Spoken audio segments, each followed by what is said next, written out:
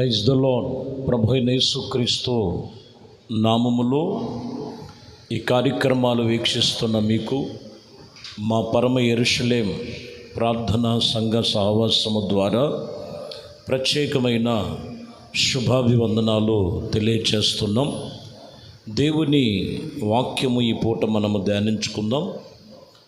మత్తయి సువార్త 11వ అధ్యాయము 28వ వచనములో మనందరికీ పరిచయమైనటువంటి మాటలు.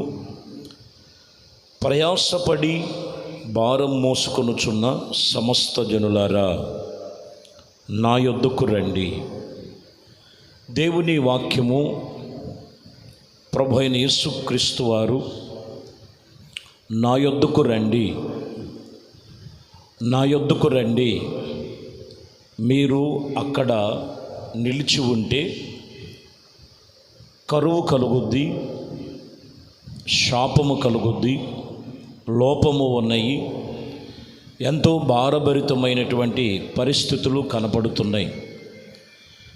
ఈ సమయములో ప్రభు నా యొద్దకు రండి, నా యొద్దకు వచ్చినట్లయితే మీ కాడిను సులువుగాను మీ యొక్క బరువు తేలికగాను చేసి మీ ప్రాణమునకు విశ్రాంతి కలుగు చేస్తాను.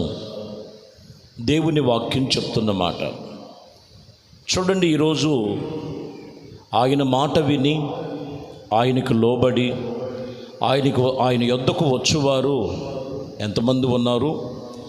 ఎంతమంది దేవుని కొరకు ఆశతో, విశ్వాసముతో, నిరీక్షణతో ప్రభు యొక్క వాక్కుల కొరకు ఎదురు చూస్తున్నారో, ఈ ఉదయము దేవుని వాక్యం చెప్తున్న మాట, మీకు విశ్రాంతి, నెమ్మది కలుగునని ఆయన యొద్దకు వచ్చే వారికి తెలియచేస్తున్న మాట.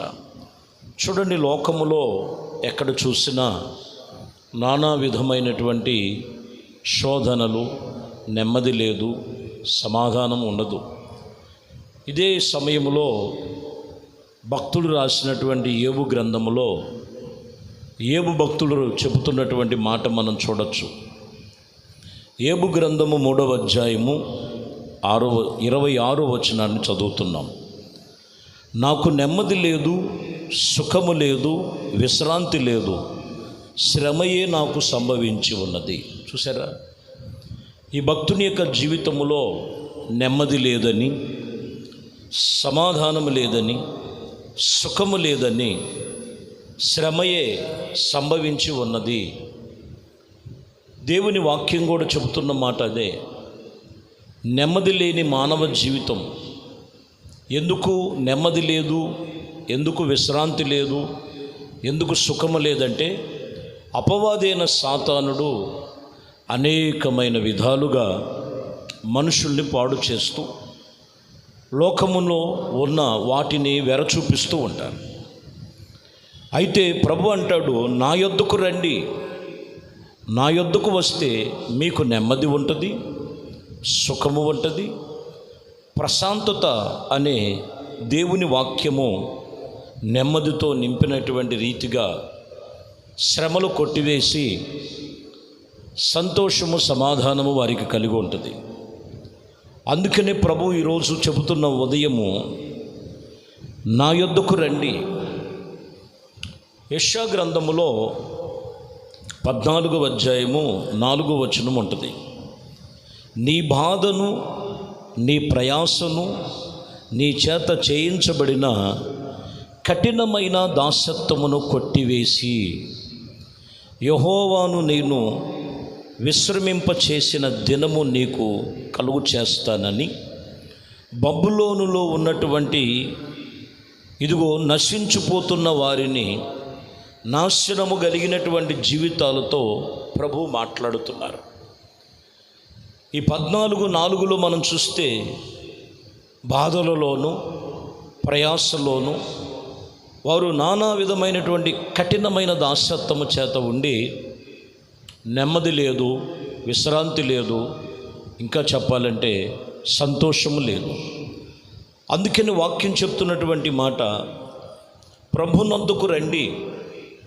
యేసుక్రీస్తు నందుకు వచ్చినట్లయితే నేను మీకు ఈ బాధల నుండి, ఈ శోధన నుండి, ఈ సమస్యల నుంచి విడిపించగలిగిన దేవుడు. 91వ కీర్తనలో 5-6 వచనాలు మనకి పరిచయమైన మాటలు ఉంటాయి. చీకటిలో సంచరించు తెగులుకైనను, మధ్యాహ్నమందు పాడు చేసే రోగములకైనను ఇదిగో నీవు భయపడద్దు. కానీ వాక్యం చెప్తున్నటువంటి మాట, దేవుని సన్నిధిలో నీవు మహోన్నతుని చాటున ఎవరైతే నివసిస్తారో సర్వశక్తి కలిగిన దేవుని నీడన వారు విశ్రమించిన వారై ఉంటారు. వారికి నెమ్మది, విశ్రాంతి కలుగుతుంది. ఆయన యొద్దకు రమ్మని చెప్పేది ఎందుకు అని అంటే, నెమ్మది లేని భయముతో ఉన్నటువంటి రాత్రి వేళ కలుగు భయములకైనను, పగటి వేళ ఎగురు బాణములకైనను, చీకటిలో సంచరించు తెగులుకైనను, మధ్యాహ్నమందు పాడు చేసే రోగములకైనను నువ్వు భయపడద్దు. పక్కన 1000 మంది పడినా, నీ కుడి పక్కన 10,000 మంది కూలినా అది నీకు సంభవించకుండా ఉండాలి అంటే వాక్యం చెప్తున్నటువంటి సత్యం. ప్రియులరా, లేఖనాల్లో మనం చదువుతున్నాం, ఆ మహోన్నతుని చాటున నివసించాలి. ఆ సర్వశక్తి నీడ యొద్దకు మనము దేవుని సన్నిధికి వచ్చేవారమై ఉండాలి. అప్పుడు నీకు, నీ ప్రాణమునకు విశ్రాంతి. అందుకే ప్రభు చెప్తున్న మాట, నా యొద్దకు రండి, నా యొద్దకు రండి. నీ మనసు దేవుడి మీద ఉంచండి. నీ హృదయములో దేవుని వాక్యానికి చోటివ్వండి. నీవు, నీ కుటుంబము దేవుని సన్నిధిలో 6 దినాలు పనిచేసి 7వ దినము ప్రభుతో ఉంటే వారికి నెమ్మది, సమాధానము, సుఖము కలుగుతుంది. లేని ఎడల నానా విధమైన బాధలు, నానా విధమైనటువంటి పరిస్థితులు లోకములో సాతాను పలుమార్లు మనుషుల మీద విరుచుకుపడుతూ నెమ్మది లేకుండా చేస్తున్నారు. వాక్యములో నీకు నెమ్మది ఉంది, వాక్యములో నీకు విడుదల ఉంది, వాక్యములో నీకు స్వస్థత ఉన్నదని సత్యమును తెలుసుకోవాలి. యెషయా గ్రంథములో 32వ అధ్యాయం 17వ వచనాన్ని మనం చదువుతున్నాం. నీతి సమాధానము కలుగు చేయును, నీతి వలన నిత్యత్వమును, నిమ్మలము, నిబ్బరము కలుగును. అప్పుడు నా జనులు విశ్రమ స్థలమైనది, ఆశ్రయ స్థలమైనందున, సుఖకరమైన నివాసముల యందున్న వారు నివసిస్తారని దేవుని వాక్యం చెప్తున్నమాట. ఖచ్చితంగా ఆయన యొద్దకు వచ్చి నీతి కలిగి, భక్తి కలిగినటువంటి వారికి నీతి సమాధానము కలుగుతుంది, నీతి వలన నిబ్బరము కలుగుతుంది, నీతి వలన నిత్యత్వము కలుగుద్ది. నువ్వు నివసించేటువంటి నివాస స్థలము, నిమ్మళము, విశ్రాంతి నీకు కలుగుతుంది. దేవుని వాక్యము చెబుతున్న ఈ మాటల్లో ప్రియమైన దేవుని బిడ్డలారా, ఆయన యందు మనము, ఆయనను మనము ఆశ్రయముగాను, ఆయన యందు మనము ఎదిగిన వారముగా ఉండాలని. అప్పుడు ఎలాగ ఉన్నారు అనంటే, దేవుని వాక్యమును బట్టి తమ నీతి జీవితమును వాక్యముతో పోల్చుకొని దేవుని దృష్టికి నీతిమంతులుగా ఎవరైతే తీర్మానం చేస్తారో అట్టివారు దేవుని యందు అట్టి సమాధానము, విశ్రమ స్థానముగా దేవుడి సన్నిధిలో నిలిచి ఉంటారు. ఆదికాండములో 45వ అధ్యాయములో 18వ వచనం ఉంటుంది. మీ తండ్రిని, మీ ఇంటి వారిని వెంటబెట్టుకొని నా యొద్దకు రండి. ఐగుప్తి దేశములో మంచి వస్తువులను మీకిచ్చెదను. ఈ దేశము యొక్క సారమును మీరు అనుభవించెదరు. వాస్తవానికి యోసేపు చెప్తున్నారు, వారి తండ్రి గారు యాకోబు తన అన్నదమ్ములతో చెబుతున్నటువంటి మాట, వెళ్ళి మీ తండ్రి గారిని తీసుకురండి, అక్కడ ఉండొద్దు, ఇదిగో నా యొద్దకు రమ్మని అక్కడ చెబుతూ, ఆ చోటులో ఏమి ఉన్నది అని అంటే, వాక్యం చెప్తున్న మాట, మంచి వస్తువులు మీకు ఇచ్చేదను, సారమైన జీవితం అక్కడ ఉంది, సారమైనటువంటి వాటిని నేను ఇక్కడ మీకు కలుగు చేస్తానని ప్రభువు చెబుతున్నటువంటి సత్యం ఇది. ఈరోజు మనం గమనించాలి. ఆయన యొద్దకు వస్తే మంచికరమైనటువంటి మంచి అనేది ఏంటనేది ఆయన దగ్గర తెలుసుకోగలుగుతావు. సారవంతమైన జీవితము వారిలో ఉంటుందనే వాక్యం తెలియచేయాలి. ఇంకనూ మనం 92వ కీర్తనలో 13-14 వచనములు మనం చదివితే, యెహోవా మందిరములో నాటబడిన వారై మన దేవుని ఆవరణములో వర్ధిల్లుచు, నాకు ఆశ్రయదుర్గమైన యెహోవా యథార్థవంతుడైన ఆయన యందు ఏ చెడుతనము లేదు, ప్రసిద్ధి చెందుటకే వారు ముసలితనమందు కూడా ఇంకనూ సిగురు పెట్టెదరు, సారము కలిగి పచ్చగా ఉనుందురు. ఈ వాక్యములో చెబుతున్నటువంటి మాట.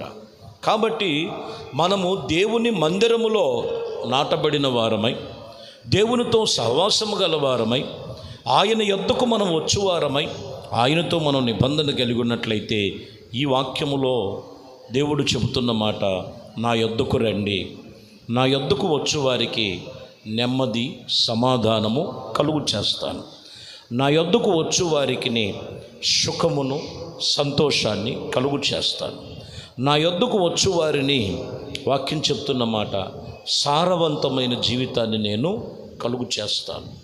నా యొద్దకు వచ్చువారు, దేవుని మందిరములో నాటబడిన వారు దేవుని సన్నిధిలో వర్ధిల్ల చేస్తానని వాక్యం చెప్తున్న మాట.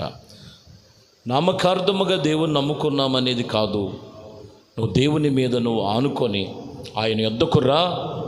ఆయన నిన్ను అన్ని విషయాలలో కూడా ఏ రీతిగా ఉంచాలో సమస్తము ఆయనకి సాధ్యమే.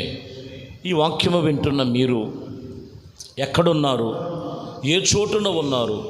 కృంగిపోయిన చోటులో ఉన్నారో, అనగారిపోయిన చోటులో ఉన్నారో, దుఃఖకరమైన చోటులో ఉన్నారో, ఆదరణ లేని చోటులో ఉన్నారేమో. ఈ సమయంలో యేసు పిలుస్తున్నారు. యేసుక్రీస్తు నా యొద్దకు రండి అని పిలుస్తున్నారు. ఆయన మాట విని ఆయన యొద్దకు రా.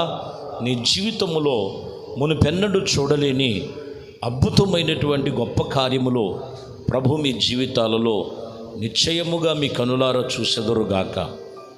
దేవుడి మాటలు మన జీవితాల్లో నెరవేర్పు కలుగు చేయునుగాక. కళ్ళు మూసి ప్రార్థనలో ఏకీబిద్దాం.